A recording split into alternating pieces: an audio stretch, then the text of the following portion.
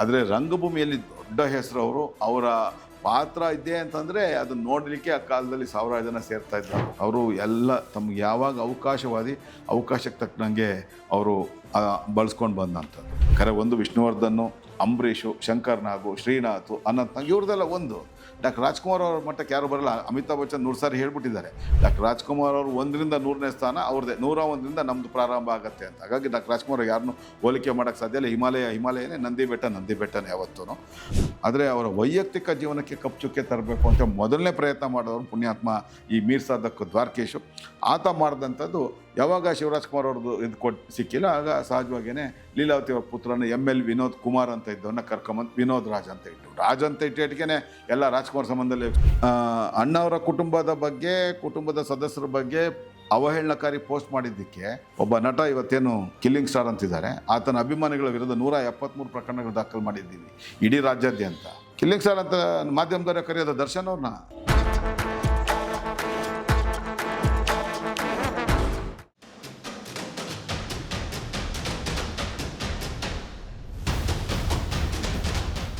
ಈಗ ಮತ್ತೆ ಲೀಲಾವತಿ ಕಡೆಗೆ ಬರೋದಿದ್ರೆ ಸರ್, ಒಂದು 1000 ಸಿನಿಮಾದಲ್ಲಿ ಮಾಡಿದರೂ ಇಷ್ಟು ಜಮೀನು ಆಸ್ತಿ ಪಾಸ್ತಿ ಮಾಡಲಿಕ್ಕೆ ಸಾಧ್ಯ ಇಲ್ಲ. ಅವರು ಮಾತೆತ್ತಿದ್ರೆ ಚೆನ್ನೈನಲ್ಲಿ ನಾನು ಜಮೀನಿದೆ, ಅದನ್ನು ಮಾರಿ 1 ಎಕರೆ ಮಾರಿ ಒಂದು ಸಿನಿಮಾ ಮಾಡಿದೆ ಮಗನಿಗೆ ಬೇಕಾಗಿ. ಆಮೇಲೆ ಇಲ್ಲಿ ನೆಲಮಂಗಲದಲ್ಲಿ ಆಸ್ತಿ ಮಾಡ್ಕೊಂಡಿದ್ದೀನಿ, ಸೊಂಡೆಕೊಪ್ಪದಲ್ಲಿ ಆಸ್ತಿ ಮಾಡ್ಕೊಂಡಿದ್ದೀನಿ, ಮೂಡೋದು 2 ಸೈಟ್ ಇದೆ ಮೈಸೂರಿನಲ್ಲಿ. ಇದೆಲ್ಲ ಸಾಧ್ಯನಾ ಸರ್? ಅವ್ರ ಸಂಪಾದನೆಯಿಂದ ಸಾಧ್ಯ ಇಲ್ಲ. ಈಗಿನ ಯಾರೋ ಗಿಫ್ಟ್ ಕೊಟ್ಟಿರಬೇಕು. ಅದೇ ನಿಮಗೆ ಗಿಫ್ಟ್ ಕೊಡೋ ಉದ್ದೇಶ ಏನು? ಇಲ್ಲ, ಮಹಾಲಿಂಗ ಭಾಗವತರ ಅವ್ರದ್ದು ಆಸ್ತಿ ಕಡಿಮೆ ಅಲ್ಲ, ಸಿಕ್ಕಾಪಟ್ಟೆ ಇದ್ದಂತ ಅದನ್ನು ಮಾರಾಟ ಮಾಡಿ ಇಲ್ಲಿ ತೊಗೊಂಡಿರ್ತಕ್ಕಂಥದ್ದು ಒಂದು. ನಿಮಗೆ ಬೇರೆ ಯಾವುದೂ ಅಲ್ಲ ಅವ್ರ ಮೂಲ. ಆದರೆ 1 ರೂಪಾಯಿ ಕೂಡ ಖರ್ಚು ಮಾಡಿಲ್ಲ ಅಮ್ಮ. ಎಂಥ ಜಿಪಣ್ಗಾತಿ ಅಂತ ನಿಮ್ಗೆ ಗೊತ್ತಿರ್ತದೆ. ಅವರ ಕಾಲದ ನಟಿಯರ ಪೈಕಿ, ಈಗಿನ ನಟಿಯರಲ್ಲ ನಾನು ಹೇಳೋದು, 60-70 ದಶಕದ ನಟಿಯರ ಪೈಕಿ KR ವಿಜಯ ಅವರನ್ನು ಹೊರತುಪಡಿಸಿದ್ರೆ ಅತಿ ಶ್ರೀಮಂತ ನಟಿ ಅಂತಂದರೆ ಅದು ಲೀಲಾವತಿ ಅವರು. ಹೌದು, ಯಾಕಂದರೆ ಮಹಾಲಿಂಗ ಭಾಗವತರವ್ರ ಮೂಲಕನೇ ಬಂದಿರತಕ್ಕಂಥದ್ದು ದೊಡ್ಡ ಪ್ರಮಾಣದ ಆಸ್ತಿ. ಮಹಾಲಿಂಗ ಭಾಗವತರು ಅಷ್ಟೊಂದು ರಿಚ. ಮತ್ತು ನಿಮಗೆ ಏನು ಅವರು ನಾಟಕದಲ್ಲಿ ಅವ್ರಿಗಿದ್ದಂಥ ಹೆಸರು 26 ಸಿನಿಮಾ 27 ಸಿನಿಮಾ ಮಾಡಿದ್ದಾರೆ. ಅದರಲ್ಲಿ 13 ಸಿನಿಮಾ ಅಣ್ಣವ್ರ ಸಿನಿಮಾದಲ್ಲೇ ಮಾಡಿದ್ದಾರೆ. ಮಹಾತ್ಮ ಕಬೀರಲ್ಲಿದ್ದಾರೆ, ಶ್ರೀಶೈಲ ಮಹಾತ್ಮೆ ಸಿನಿಮಾದಲ್ಲೆಲ್ಲ ಪಾತ್ರ ಮಾಡಿದ್ದಾರೆ ಅಣ್ಣವ್ರ ಜೊತೆಗೂ. ಆದರೆ ರಂಗಭೂಮಿಯಲ್ಲಿ ದೊಡ್ಡ ಹೆಸರು ಅವರ ಪಾತ್ರ ಇದೆ ಅಂತಂದರೆ ಅದನ್ನು ನೋಡಲಿಕ್ಕೆ ಆ ಕಾಲದಲ್ಲಿ ಸಾವಿರಾರು ಜನ ಸೇರ್ತಾ ಇದ್ರು ಅಂತ. ಅವರು ಎಲ್ಲ ಆಸ್ತಿ ಪಾಸ್ತಿ ಅವರು ಮಾಡಿದ್ದು. ಹೌದು, ಆ ಮಹಾಲಿಂಗ ಭಾಗವತರು. ಹಾಗೆ ಇವರು ಸಂಪಾದನೆ ಮಾಡಿದಂಥ ದುಡ್ಡು ಕೂಡ ಅದನ್ನು ವ್ಯರ್ಥ ಮಾಡದೆ ಸ್ವತ್ತುಗಳ ಮೇಲೆ ಹಾಕಿದ್ರು. ಯಾಕಂದರೆ ಇವ್ರಿಗೆ ಬದುಕೋದು ಈ ರೀತಿ ಗೊತ್ತಿತ್ತು.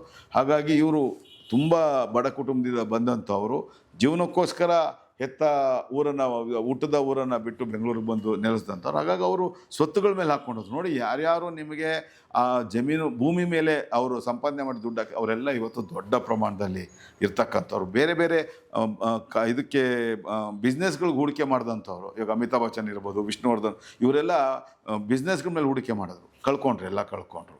ಹಾಗಾದರೆ ಯಾರ್ಯಾರು ಸ್ವತ್ತುಗಳ ಮೇಲೆ ಹಾಕಿದ್ರು, ಇವಾಗ ಎ ನಾಗೇಶ್ವರ ಅವರು ಎಷ್ಟಕ್ಕಿದ್ದಾರೆ ನಿಮಗೆ, ಕೃಷ್ಣ, ಸೂಪರ್ ಸ್ಟಾರ್ ಕೃಷ್ಣ, ಇವತ್ತು ಬರೀ ನರೇಶ್ ಅವ್ರಿಗೆ ಬಂದಿರತಕ್ಕಂಥದ್ದು ಸುಮಾರು 3,000-4,000 ಕೋಟಿ ರೂಪಾಯಿ ಅಷ್ಟು ಆಸ್ತಿ ಬಂದಿರತಕ್ಕಂಥದ್ದು. ಡಿ ರಾಮಾಯಣವರು ಸಂಪಾದನೆ ಮಾಡಿರ್ತಕ್ಕಂಥದ್ದು ನೋಡಿ ಎಷ್ಟಿದೆ ಅಂತ. ನಿಮ್ಮ ವಿಶಾಖಪಟ್ಟಣಂಗೆ ಹೋಗಿ, ಹೈದ್ರಾಬಾದ್ಗೆ ಹೋಗಿ, ಅದು ಎಷ್ಟೋ ಸಾವಿರಾರು ಕೋಟಿ ರೂಪಾಯಿ ಆಗ್ತದೆ. ಹಾಗಾಗಿ ಯಾರ್ಯಾರು ಭೂಮಿ ತಾಯಿಯನ್ನು ನಂಬಿ ಭೂಮಿ ಮೇಲೆ ಅವರು ಆ ಹಣವನ್ನು ಹೂಡಿಕೆ ಮಾಡೋ ಅವರೆಲ್ಲ ಚೆನ್ನಾಗಿದ್ದು. ಹಾಗಾಗಿ ಅವ್ರು ಬೆಳೆದಿರ್ತಕ್ಕಂಥದ್ದು. ಇದು ಗಿಫ್ಟ್ ಅಲ್ಲ, ಯಾವುದು ಲೀಲಾವತಿ ಅವರು ಸಿಕ್ಕಿದ್ದು. ಅದೇ ಇವ್ರಿಗೆ ಯಾರಿಂದಲೂ ಸಿಕ್ಕಿದ ಗಿಫ್ಟ್ ಅಲ್ಲ.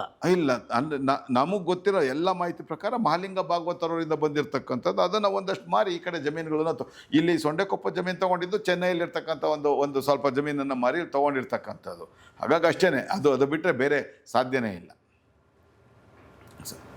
ಈ ಪುಸ್ತಕ ಪಬ್ಲಿಷ್ ಮಾಡಿದ್ದಾರಲ್ಲ ಸರ್, ಸ್ನೇಹ ಬುಕ್ ಹೌಸು, ನಾನು ತುಂಬ ಆತ್ಮೀಯರು ಸರ್. ಪರಶಿವಪ್ಪ ನಾನು 2-3 ಪುಸ್ತಕ ಪ್ರಿಂಟ್ ಮಾಡಿದ್ದಾರೆ, ಶಂಕರ್ನಾಗ್ ಪುಸ್ತಕ ಸಮೇತ. ಫೋನ್ ಮಾಡಿದೆ, ಸರ್ ನಿಮಗೆ ಹೆಂಗೆ ಧೈರ್ಯ ಬರ್ತಿದ್ದನ್ನು ಪ್ರಿಂಟ್ ಮಾಡಲಿಕ್ಕೆ ಅಂತೇಳಿ. ನಕ್ಬಿಟ್ರು, ನೀವು ಅವ್ರ ಜೊತೆ ಮಾತಾಡಿದ್ದು ಹೇಳಿದ್ರು. ಅಷ್ಟು ಸಾಧು ಸಜ್ಜನ. ಹೌದು, ಪರಶಿವಪ್ಪ. ಹೌದು. ಹೇಗಾಯ್ತು ಸರ್ ನಿಮ್ಮ ವ್ಯವಹಾರ ಹೇಗಾಯಿತು? ನನಗೆ ಅವರು ಮೊದಲನೇ ಪರಿಚಯ ಆಗಿದ್ದು ಪಂಚಪದಿ, ಡಾಕ್ಟರ್ ರಾಜ್ಕುಮಾರ್ ಪಂಚಪದಿ ಅಂತೇಳಿ, ಮಂಜುನಾಥ್ ಹಾಲುವಾಗ್ಲು ಅಂತ ನನ್ನ ಆತ್ಮೀಯ, ದೊಡ್ಡ ಮನೆ ಕುಟುಂಬದ ಅಭಿಮಾನಿ. ನನ್ನ ಪ್ರಕಾರ ಮಾಧ್ವ ಸಮಾಜದ ವ್ಯಕ್ತಿ, ತುಂಬ ಒಳ್ಳೆ ಬರವಣಿಗೆಗಾರ.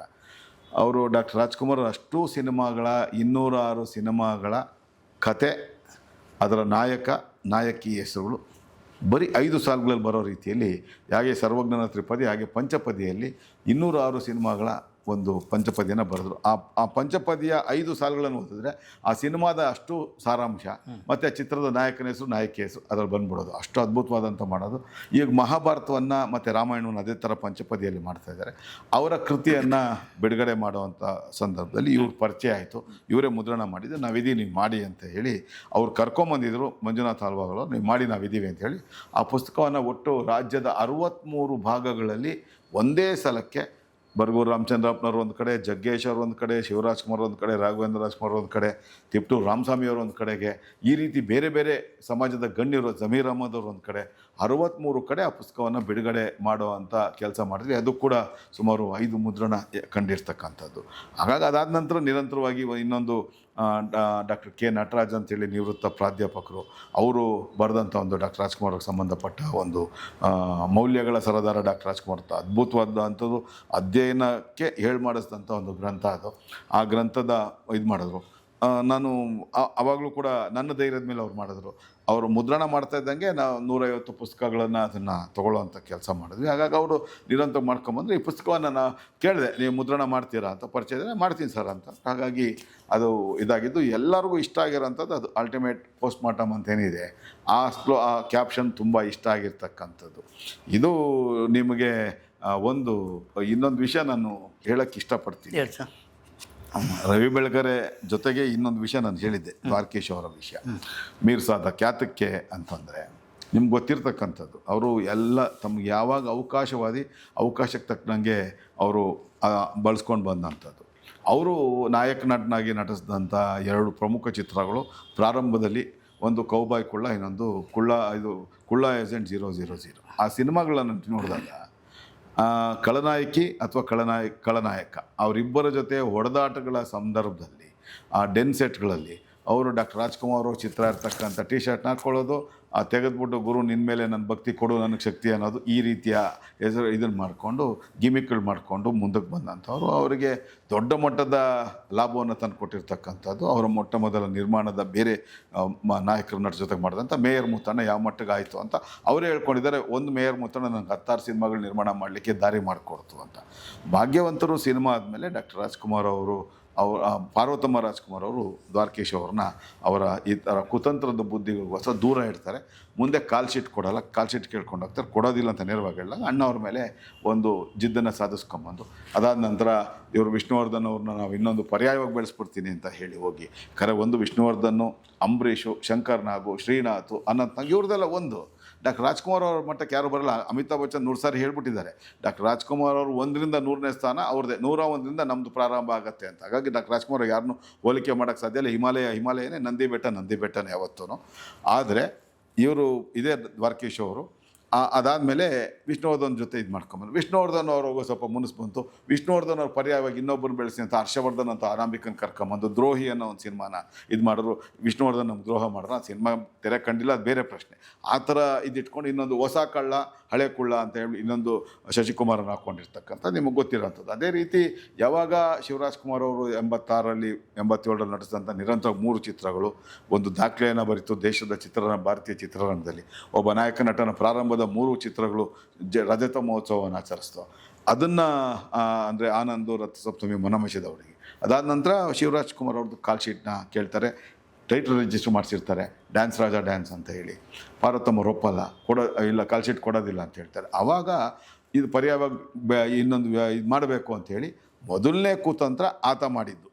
ಲೀಲಾವತಿಯವ್ರು ಇವ್ರಿಗೆ ಸಂಬಂಧಪಟ್ಟಂಗೆ. YNK ನಾರಾಯಣ ಸ್ವಾಮಿ, ಅಶ್ವತ್ಥನಾರಾಯಣ ಡಾಕ್ಟರ್ ರಾಜ್ಕುಮಾರ್ ಅವ್ರ ವ್ಯಕ್ತಿತ್ವಕ್ಕಲ್ಲ, ಅವರ ಚಿತ್ರಜೀವನವನ್ನು ಮೊಟಕುಗೊಳಿಸಬೇಕು ಅಂತ ಅವ್ರು ಪ್ರಯತ್ನ ಪಟ್ಟಿದ್ದು.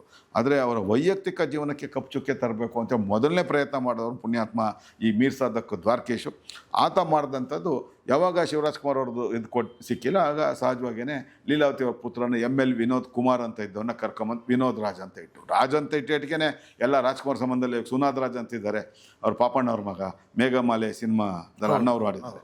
ಆ ಥರ ರಾಜ್ ಅಂತ ಇಟ್ಕೊಂಡ್ರು ತುಂಬ ಜನ ಇದ್ದಾರೆ. ಅದೇ ರೀತಿ ಆ ಹೆಸರನ್ನ ಇಟ್ಟು ಒಂದು ಗೊಂದಲ ಮೂಡಿಸುವಂಥ ಒಂದು ಕೆಲಸವನ್ನು ಇವರು ದ್ವಾರಕೀಶ್ ಅವ್ರು ಮಾಡಿದ್ರು. ಅದಕ್ಕೆಲ್ಲೂ ಅವರು ಅದಕ್ಕೆ ಅವರು ಸ್ಪಷ್ಟೀಕರಣ ಕೊಡುವಂಥ ಕೆಲಸನೇ ಮಾಡಿಲ್ಲ. ಗೊಂದಲದಲ್ಲೇ ಇರಲಿ ನಾಡಿನ ಜನತೆ ಅಂತ ಮಾಡ್ಕೊಂಬಂದ್ರೆ ಅದಕ್ಕೆ ಪೂರಕವಾಗಿ ರವಿ ಬೆಳಗೆರೆ ಅನ್ನೋ ಪುಣ್ಯಾತ್ಮ ಆ ಪುಸ್ತಕವನ್ನು ಬರೆದು ತಮ್ಮ ತೀಟಿಯನ್ನು ತೀರಿಸ್ಕೊಳ್ಳುವಂಥ ಕೆಲಸವನ್ನು ಮಾಡಿದ್ರು. ಹೀಗಾಗಿ ಅಂತಿಮವಾಗಿ ದ್ವಾರಕೀಶ್ ಅವ್ರ ಕುತಂತ್ರಕ್ಕಿರ್ಬೋದು ಅಥವಾ ರವಿ ಬೆಳಗೆರೆ ಅವರಂಥ ಇಂಥ ಒಂದು ಈ ಡಾಕ್ಟರ್ ರಾಜ್ಕುಮಾರ್ ಹೆಸರಿಗೇನು ಕಪ್ಚುಕ್ಕೆ ತೆರೆಯುವಂಥ ಕೆಲಸ ಮಾಡಿದ್ರು. ಅದಕ್ಕೆ ಒಂದು ತೆರೆಯನ್ನು ಎಳೆಯುವಂಥ ಆ ಕೊಳೆಯನ್ನು ತೊಳೆಯುವಂಥ ಕೆಲಸವನ್ನು ಮಾಡಬೇಕಾಗಿತ್ತು. ಹಾಗಾಗಿ ತಾಯಿ ಅನ್ನಪೂರ್ಣೇಶ್ವರ ಆಶೀರ್ವಾದದಿಂದ ಸರ್ಕಾರಿ ದಾಖಲೆಗಳು ನಮ್ಮ ಕೈ ಸೇರಿತು.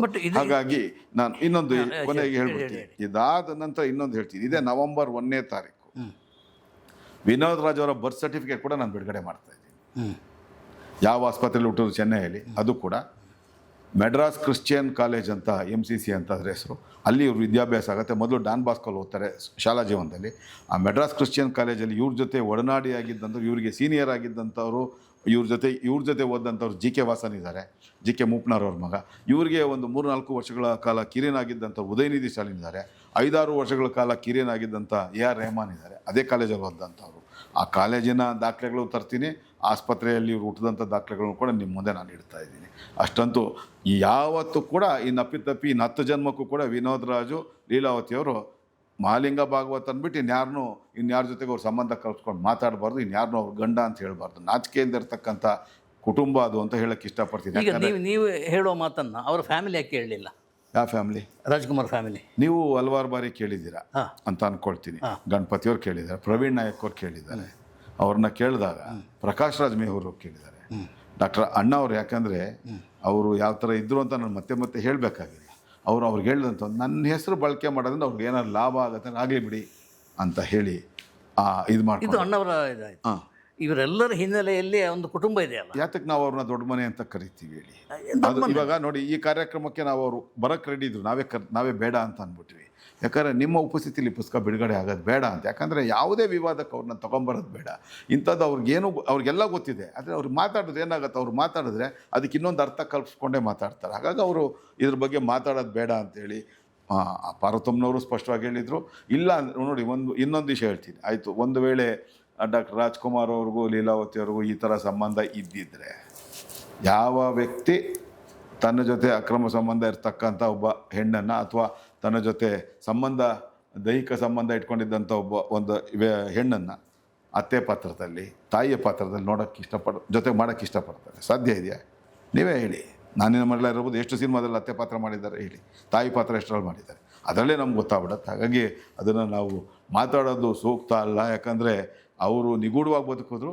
ಅದಕ್ಕೆ ಡಾಕ್ಟರ್ ರಾಜ್ಕುಮಾರ್ ಅವರು ಇವ್ರ ಸಂಬಂಧ ಇದೆ ಅಂಥೇಳಿ ದ್ವಾರಕೀಶು ಮತ್ತು ರವಿ ಬೆಳಗೆರೆ ಅಂತ ಗಲೀಜ್ ವ್ಯಕ್ತಿಗಳು ಅದನ್ನು ಪ್ರಯತ್ನ ಪಟ್ಟರು. ಅದಕ್ಕೆ ಪ್ರಯತ್ನಕ್ಕೆ ಒಂದು ಅಂತಿಮವಾದಂಥ ತೆರೆಯನ್ನು ಎಳೆಯುವಂಥ ಪ್ರಾಮಾಣಿಕ ಪ್ರಯತ್ನವನ್ನು ಮಾಡಿ ಯಶಸ್ವಿಯಾಗಿದೆ. ಸೊ ಇದರ ಬಗ್ಗೆ ಯಾರೇ ಮಾತಾಡಿದ್ರು ನೀವು ಆ್ಯಕ್ಷನ್ ತಗೊಳ್ತೀರಿ? ಇದ್ರ ಬಗ್ಗೆ ಮಾತಾಡೋಕ್ಕಾಗಲ್ಲ. ಯಾಕಂದರೆ ಬಗ್ಗೆ ಅಲ್ಲ, ಅವರ ಸಂಬಂಧ 100% 100% ಏನು ಡೌಟೇ ಬೇಡ, ಅನುಮಾನನೇ ಬೇಡ. ಈಗಾಗಲೇ ನಿಮಗೆ ಏನು ಚೇತನ್ ಆದಿನಗಳು ಚೇತನ್ ವಿರುದ್ಧ 31 ಪ್ರಕರಣಗಳು ದಾಖಲು ಮಾಡಿದ್ದೀವಿ. ಹೌದು, ಇಡೀ ರಾಜ್ಯಾದ್ಯಂತ. ಅಣ್ಣವರ ಕುಟುಂಬದ ಸದಸ್ಯರ ಬಗ್ಗೆ ಅವಹೇಳನಕಾರಿ ಪೋಸ್ಟ್ ಮಾಡಿದ್ದಕ್ಕೆ ಒಬ್ಬ ನಟ ಇವತ್ತೇನು ಕಿಲ್ಲಿಂಗ್ ಸ್ಟಾರ್ ಅಂತಿದ್ದಾರೆ, ಆತನ ಅಭಿಮಾನಿಗಳ ವಿರುದ್ಧ 173 ಪ್ರಕರಣಗಳು ದಾಖಲು ಮಾಡಿದ್ದೀವಿ ಇಡೀ ರಾಜ್ಯಾದ್ಯಂತ. ಯಾರೂ ಸುಮ್ಮನೆ ಇರೋಂಥ ಪ್ರಶ್ನೆನೇ ಇಲ್ಲ. ಕಿಲ್ಲಿಂಗ್ ಸ್ಟಾರ್ ಯಾರು ಸರ್? ಕಿಲ್ಲಿಂಗ್ ಸ್ಟಾರ್ ಅಂತ ಮಾಧ್ಯಮದವರೇ ಕರೆಯೋದು ದರ್ಶನ್ ಅವ್ರನ್ನ ಅಷ್ಟೇ. ಅವರ ಅಭಿಮಾನಿಗಳ ವಿರುದ್ಧ 173 ಪ್ರಕರಣಗಳನ್ನು ದಾಖಲು ಮಾಡಿದ್ದೀವಿ. ಒಂದಲ್ಲ, ಅಂತಿಮವಾಗಿ ಬಂದು ಅಣ್ಣವ್ರ ಸಮಾಧಿ ಮುಂದೆ 6 ಜನ ಬಂದು ತಪ್ಪಾಯಿತು ಅಂತ ಕೇಳಿದ್ದಾರೆ. ನಾವು ಮಾತಾಡಿದ ತಪ್ಪು, ನಾವು ಮಾಡಿದ ತಪ್ಪು, ಪೋಸ್ಟ್ ಮಾಡಿದ ತಪ್ಪು ಅಂತ ಅವರ ತಂದೆ ತಾಯಂದ್ರ ಜೊತೆಗೆ ಆ ರೀತಿ ಕಾನೂನು ರೀತಿಯಲ್ಲಿ ನಾವು ಅವ್ರಿಗೆ ಬುದ್ಧಿ ಕಲಿಸೋವಂಥ ಒಂದು ಕೆಲಸವನ್ನು ಮಾಡ್ತೀವಿ ಹೊರತು ಯಾವುದೇ ಕಾರಣಕ್ಕೂ ನಾವು ಬೇರೆ ರೀತಿಯಲ್ಲ. ಯಾಕಂದ್ರೆ ಹಾಗಾಗಿ ಇದಕ್ಕೆ ನಾನು ಕಳೆದ ವರ್ಷ ಮಾರ್ಚ್ 1ನೇ ತಾರೀಕೇನು 2025 ಇದ್ರ ಬಗ್ಗೆ ಪ್ರೆಸ್ ಮೀಟ್ ಮಾಡಿದೆ. ಅದರಲ್ಲಿ ನೇರವಾದ ಎಚ್ಚರಿಕೆಯನ್ನು ಕೊಟ್ಟಿದ್ದೀವಿ.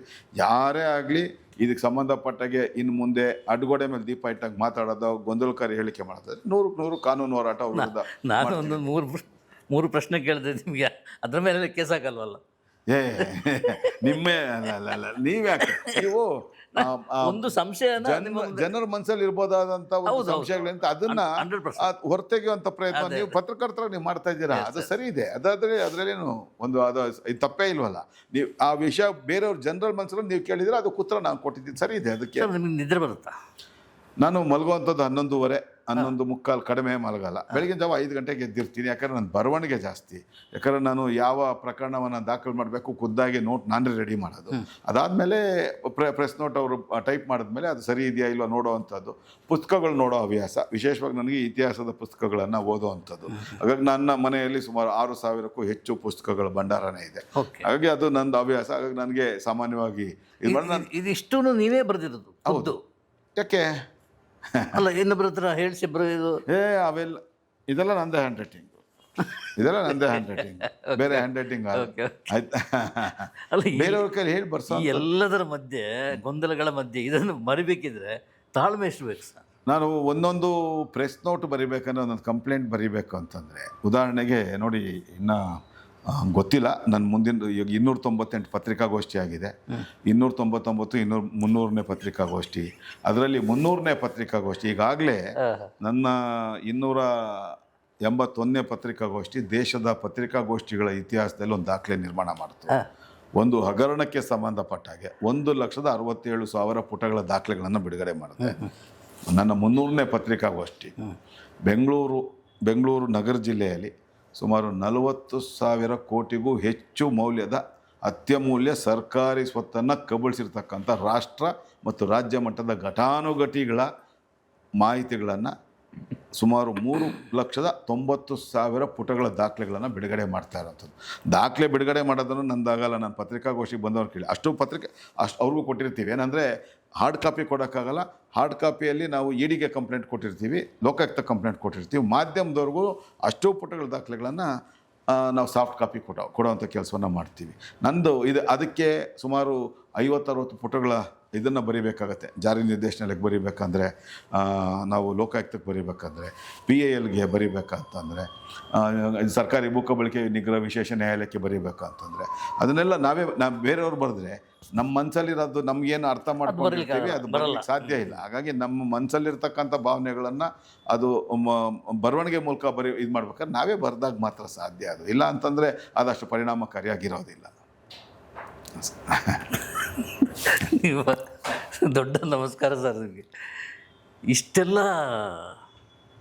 ಗೊಂದಲ, ಆತಂಕ, ಯಾವಾಗಲೂ ಆತಂಕದಲ್ಲೇ ಇರ್ತೀರಿ ನೀವು? ನನಗೆ ಆತಂಕ ಇಲ್ಲ, ಸಾಧ್ಯನೇ ಇಲ್ಲ. ಯಾಕಂದರೆ ಮೊದಲು 2-3 ಸಲ ನನ್ನ ಮೇಲೆ ಹಲ್ಲೆ ಯತ್ನ ಅತ್ಯಯತ್ನಗಳು ನಡೆದಾಗ ಸ್ವಲ್ಪ ಆಗಿತ್ತು. ಆದರೆ ತೋರಿಸ್ಕೊಳಕ್ಕೆ ಹೋಗಿಲ್ಲ. ಆಮೇಲೆ ಅದು ನನಗೆ ಅಭ್ಯಾಸ ಆಗೋಯ್ತು. ಆದರೆ ಒಂದು ನಾನು ಅರ್ಥ ಮಾಡಿಕೊಂಡೆ, ನಾನು ಭಯ ಬಿದ್ದಿದ್ದೀನಿ ಅಂತ ಅಂದ್ಕೊಂಡ್ರೆ ಎದುರಾಳಿಗಳು 100ಕ್ಕೆ 100 ನಾವು ಜಯ ಸಾಧಿಸ್ತೀವಿ ಅನ್ಕೊತಾರೆ. ಎಲ್ಲಿ ತನಕ ನಾವು ಪ್ರಯತ್ನ ಪಟ್ಟರು ನನ್ನ ಜೊತೆ ರಾಜಿ ಆಗೋಕ್ಕೆ ಅಥವಾ ನನ್ನಿಂದ ಬೇರೆ ಬೇರೆ ಕಡೆಯಿಂದ ಪ್ರೆಷರ್ ಹಾಕ್ಸಿ ಪ್ರಕರಣಗಳು ವಾಪಸ್ ತಗೊಳ್ಳೋಕ್ಕೆ ನಾನು ಯಾವಾಗ ಬಗ್ಲಿಲ್ಲ, ಏನು ಮಾಡೋಕ್ಕಾಗಲ್ಲ ಅಂತೇಳಿ. ಆದರೆ ಒಂದಂತೂ ಸತ್ಯ, ನಂದು ಯಾವಾಗ ಪತ್ರಿಕಾಗೋಷ್ಠಿ ಅಂತ ಇರುತ್ತೆ 2-3 ದಿನಗಳ ಕಾಲ ಈ ನಾಡಿನಲ್ಲಿ ಬಹಳಷ್ಟು ಜನ, 100 ಜನ ಭ್ರಷ್ಟರಿಗೆ ನಿದ್ದೆ ಇರೋ ರಾತ್ರಿಗಳನ್ನ ಕಳೀತಾರೆ. ಅದಂತೂ ಸತ್ಯ ಅಂತ ನಾನು ಹೇಳೋಕ್ಕೆ ಇಷ್ಟಪಡ್ತೀನಿ ಸರ್. ಆದರೆ ಒಂದು ಮಾಧ್ಯಮಗಳ ಸಹಾಯ ಮತ್ತು ಪೊಲೀಸ್ ಇಲಾಖೆ ಸಹಾಯ, 3ನೇದು ನನ್ನ ಟೀಮ್.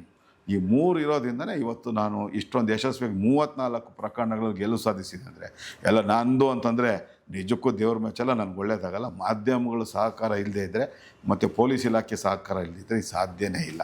ಆ ಇಬ್ಬರೂ ಸಹಾಯ ಮತ್ತು ನನ್ನ ಜೊತೆಗೆ ಸದಾಕಾಲ ಬೆನ್ನು ಕೊಟ್ಟು ನಿಂತಿರ್ತಾರೆ.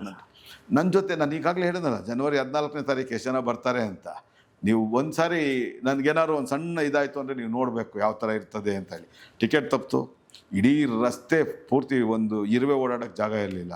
ಆ ಜನ ಸೇರಿದರು, ಬೇರೆ ಬೇರೆ ಪ್ರದೇಶಗಳಲ್ಲೆಲ್ಲ ಬಂದ್ ಮಾಡ್ಕೊಂಬಿಟ್ಟಿದ್ರು. ಆ ಥರ ಏನಂದರೆ ಅದು ಅಭಿಮಾನ. ನಾವು ಯಾಕಂದರೆ ಒಬ್ಬ ವ್ಯಕ್ತಿ ಪ್ರಾಮಾಣಿಕವಾಗಿ ಹೋರಾಟ ಮಾಡ್ತಾ ಇದ್ದಾನೆ, ಇವ್ರಿಗೆ ಅನ್ಯಾಯ ಆಯಿತು ಅಂತಂದಾಗ ಸಂಘಟನೆಯಲ್ಲಿ ಹೆಸರು ಮಾಡಿದ್ದೀವಿ. ಜಿಲ್ಲಾಧ್ಯಕ್ಷನಾಗಿ ಬೇರೆ ಜಿಲ್ಲೆ, ಯಾವುದೇ ಜಿಲ್ಲೆಗಿಂತಲೂ ಮುಂಚೂಣಿಯಲ್ಲಿ ನಮ್ಮ ಜಿಲ್ಲೆ ಇರೋ ರೀತಿಯಲ್ಲಿ 4 ವರ್ಷಗಳ ಕಾಲ ಕೆಲಸ ಮಾಡಿದ್ದೀನಿ. ಸಂಘಟನೆಯಲ್ಲಿ ನಾನು ಏನು ಅಂತ ರುಜುವಾತು ಮಾಡಿದ್ದೀವಿ, ಹೋರಾಟದಲ್ಲಿ ಏನು ಅಂತ ಮಾಡಿದ್ದೀವಿ. ವಿದ್ಯಾಭ್ಯಾಸದಲ್ಲಿ ನಮ್ಮದು ಯಾವುದೇ ರಾಜಕಾರಣಿಗೆ ಇಲ್ಲದೇ ಇರೋ ಅಷ್ಟು ವಿದ್ಯಾಭ್ಯಾಸ ನನಗಿದೆ ಅನ್ನೋದು ನನ್ನ ಭಾವನೆ. ಹಾಗಾಗಿ ಎಲ್ಲದರಲ್ಲೂ ನಾನು ಸರಿ ಇದ್ದೀನಿ ಅಂತ ಅಂದ್ಕೊಂಡೆ ನಾನು ಈ ಹೋರಾಟಕ್ಕೆ ಇಳಿದಿರ್ತಕ್ಕಂಥದ್ದು. ಎಲ್ಲಿ ತನಕ ನಾನು ಬಗ್ಗಲ್ಲ, ಎಲ್ಲಿ ತನಕ ನಾನು ಯಾರ ಜೊತೆ ರಾಜಿ ಆಗುವಂಥ ಮನಸ್ಸನ್ನು ಬೆಳೆಸ್ಕೊಳ್ಳೋ ಅಲ್ಲಿ ತನಕ ನನ್ನ ಹೋರಾಟ ಯಶಸ್ವಿಯಾಗಿ ನಡೀತಾನೆ ಇರುತ್ತೆ. ಎಲ್ಲಿ ತನಕ ನಮ್ಮ ಮಾಧ್ಯಮಗಳು ನನ್ನ ಜೊತೆಗಿರುತ್ತೆ ಅಲ್ಲಿ ತನಕ ನಾನು ಯಶಸ್ವಿ ಹೋರಾಟ ಡೀಲಿಗೆ ಬಂದವರಿಲ್ವಾ? ನಾನು ಈಗಾಗಲೇ ಹೇಳಿದಾಗೆ ಒಂದು ಪ್ರಾರಂಭದ ದಿನಗಳಲ್ಲಿ 1-2-3 ವರ್ಷ ಪ್ರಯತ್ನ ಪಟ್ಟರು.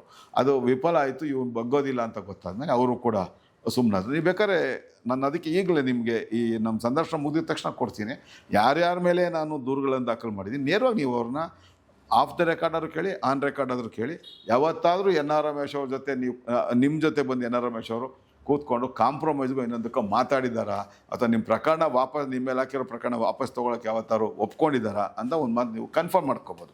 ಅಲ್ಲೂ ಗೊತ್ತಾಗೋಗ್ಬಿಡುತ್ತೆ. ಆ ಥರ ಆದಾಗ ನೇರವಾಗಿ ನೀವು ಪ್ರಸಾರ ಮಾಡಿ, ನಾನು ಎನ್ ಆರ್ ರಮೇಶು ಸರಿ ಇಲ್ಲ ಅಂತ ಬೇಕಾದ್ರೆ ನೀವು ಅದು ವರದಿ ಮಾಡೋಕ್ಕೂ ನೀವು ಸ್ವತಂತ್ರ ಇದ್ದೀರಿ ಅಂತ ನಾನು ಹೇಳೋಕ್ಕೆ ಇಷ್ಟಪಡ್ತೀನಿ.